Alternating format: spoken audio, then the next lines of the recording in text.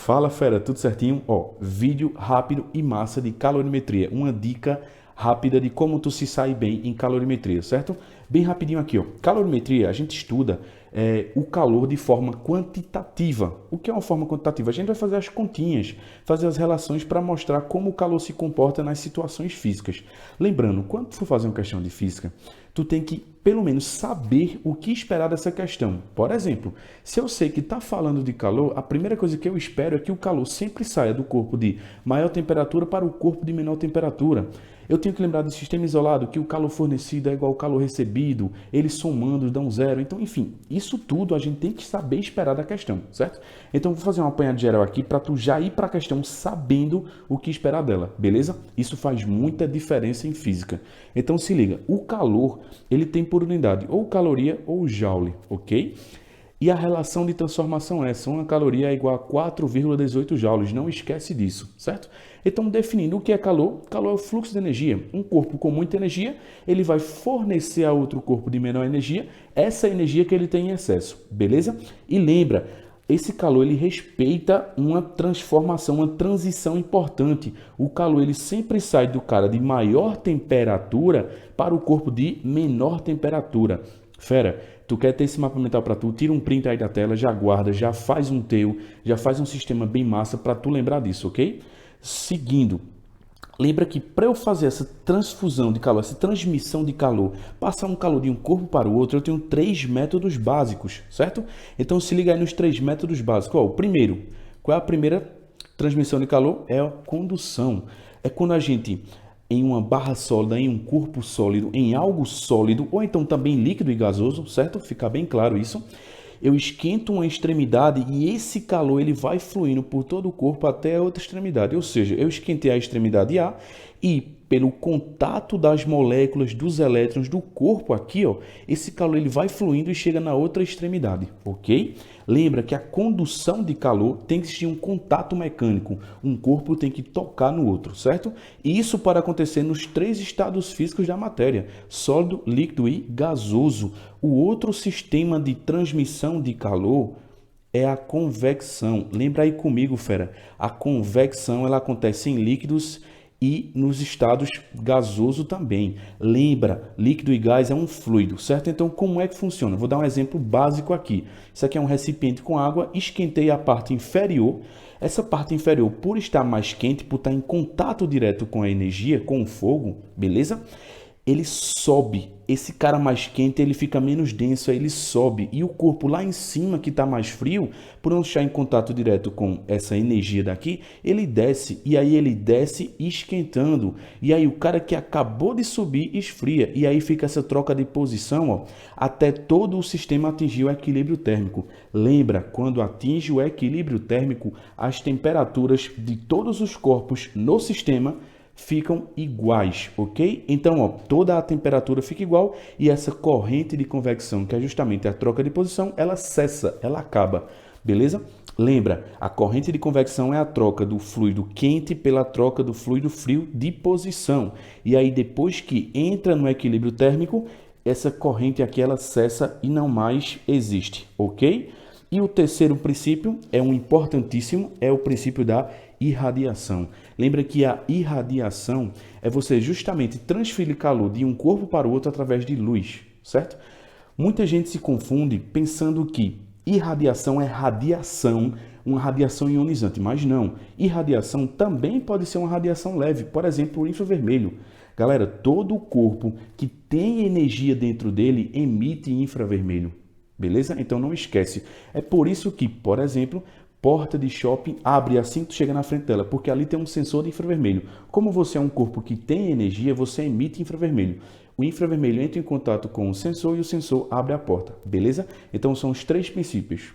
Não esquece. E irradiação é importantíssimo porque é justamente a transmissão de calor que acontece no vácuo, certo? Então, o Sol esquenta a Terra através de radiação, beleza? Essa radiação aqui, UVA, UVB, a gente também tem um infravermelho, tem vários tipos de radiação, ok? Lembra, um corpo com energia, ele emite sim infravermelho, certo? Não esquece disso, fera.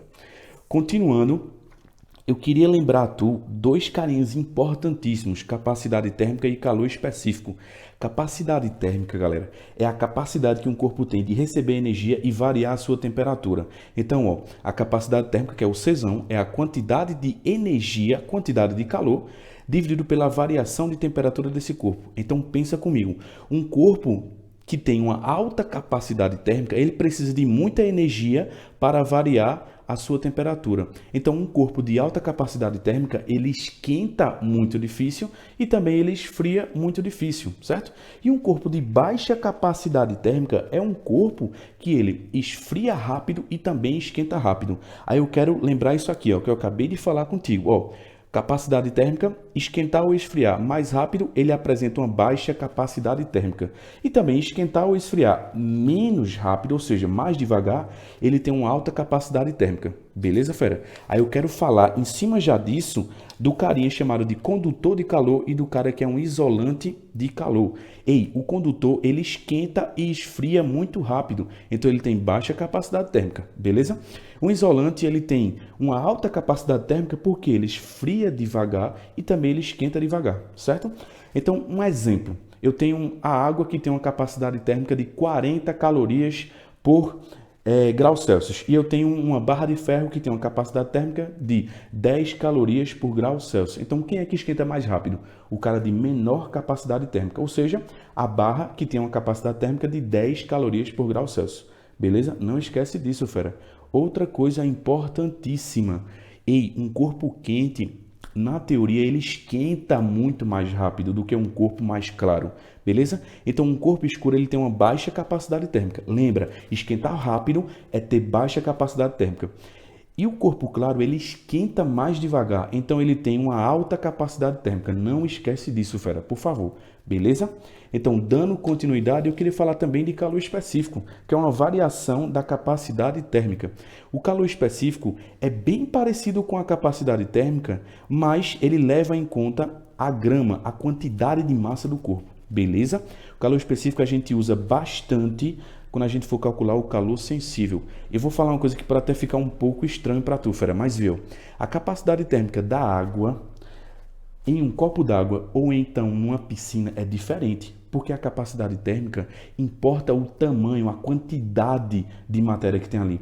Já o calor específico não. O calor específico ele reduz todas as possibilidades para a grama. Então o que é que ele está dizendo? O calor específico fala que 1 grama de água, independente se ela está num copo d'água ou se está no oceano, tem o mesmo calor específico, certo? Mas a capacidade térmica não. A capacidade térmica depende da quantidade desse material, beleza? Pode te soar estranho porque na capacidade térmica não tem a massa na fórmula, enquanto o calor específico tem. Mas o calor específico usa a massa só para restringir. Ele está falando que independente da quantidade do material, se for o mesmo material, ele tem o mesmo calor específico. E a capacidade térmica, ela leva em conta a quantidade de material, ok? Se ficou um pouco confuso para tu, fera, comenta aí, fala comigo, manda uma mensagem que eu te ajudo de alguma forma, beleza? Mas presta atenção nesses dois caras aqui, certo? Dando continuidade. Ó, quando eu recebo calor, eu posso usar dessas duas formas aqui. Eu posso usar de forma sensível ou de forma latente. Aí tu lembra comigo, se eu usar ele de forma sensível, eu estou mudando a minha temperatura. Então, o calor sensível ele provoca uma variação de temperatura. E o calor latente ele provoca uma mudança do estado físico da matéria, beleza? Aí tu lembra comigo, ó, não esquece disso. A mudança de fase, eu tenho 3 estados básicos, sólidos, o sólido, o líquido e o gasoso. Eu coloquei aqui essas temperaturas que eu estou simulando que isso aqui é água. Então, a água ela é sólida sempre abaixo de 0 graus Celsius. Agora que fica claro isso para tu, a gente está falando de todas as condições na CNTP, certo? E ó, o líquido ele é entre 0 e 100 e o gasoso ele é acima de 100. Então a água abaixo de 0 ela vai estar no estado sólido, beleza? Há uma pressão de 1 atm. Ela vai ser líquida entre 0 e 100 e ela vai ser gasosa acima de 100. Por que eu tenho que meio que decorar essas temperaturas? É importante a gente saber as temperaturas, porque quando a gente for estudar os sistemas de troca de calor, se o sistema que tu está estudando, alguma parte desse sistema passa ou por 0 ou por 100, então tu tem que entender que vai mudar de fase, beleza? Então tu tem que entender se passou por 0 ou se passou por 100, vai mudar de fase. Então não esquece disso, beleza? E lembra, o calor sensível ele vai mudar apenas a temperatura e o calor latente muda apenas o estado físico da matéria. E que fique claro na tua cabeça, esses dois não coexistem ao mesmo tempo, certo? Esse cara daqui, ele existe para variar a temperatura e quando o latente entra em ação, a temperatura fica constante, certo? Então, tá variando a fase, a temperatura é constante. Não esquece disso. E para a gente finalizar, ó, potência calorífica é a quantidade de calor por tempo. Então, a potência é a rapidez com que tu transfere calor, certo? Ou que tu ganha ou que tu perde calor, certo? Então, se liga, perder e ganhar calor é justamente essa transferência de energia, certo? E para a gente finalizar, o sistema isolado troca de calor é bem simples a teoria, mas o exercício tem que praticar bastante, certo? Mais tarde, no canal, eu vou colocar alguns vídeos também de resolução de sistemas isolados. Então, não esquece de assinar o canal, beleza? Então, ó, o sistema isolado troca de calor. Se eu tenho dois corpos nesse sistema, um fornece e o outro recebe. O que o A fornece, o B recebe, beleza? Por que eu sei que A está fornecendo e B está recebendo? Porque a temperatura de A é maior do que a temperatura de B. Então, não esquece, fera. Fornece quem tem maior temperatura e recebe quem tem menor temperatura. Então, o calor fornecido de A mais o calor recebido por B tem que ser igual a 0. Lembra, quem fornece é quem está mais quente e quem recebe é quem está mais frio, certo?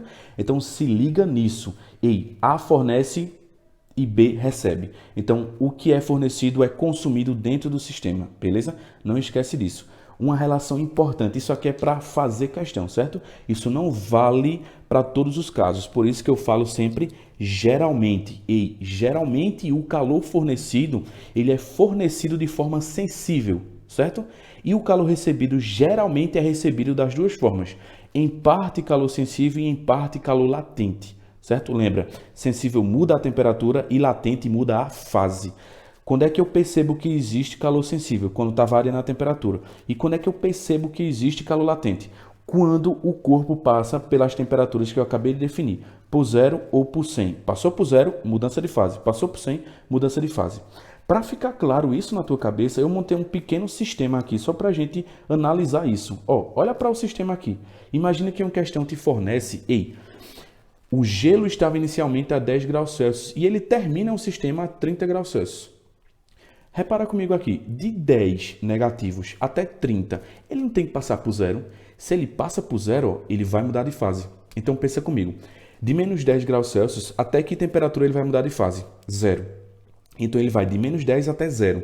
Quando ele chega em 0, ele vai começar a usar calor latente. Não muda a temperatura, só muda a fase. Então ele estava em sólido, ele vai mudar totalmente para líquido e permanecer a mesma temperatura. Quando ele transformar toda a sua fase em líquida, aí sim ele é permitido a voltar a usar o calor sensível. E aí ele vai de 0 até 30 e o sistema cessa.